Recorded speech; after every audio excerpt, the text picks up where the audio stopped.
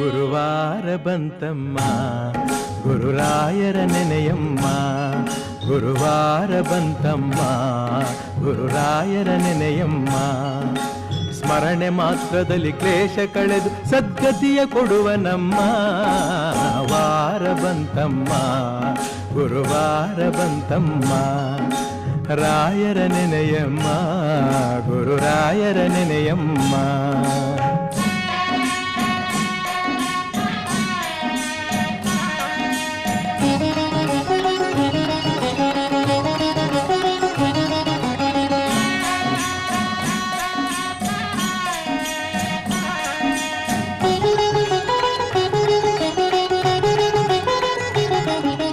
Yogi ಬರುವನಮ್ಮ ಶುಭಯೋಗ ಬರುವುದಮ್ಮ.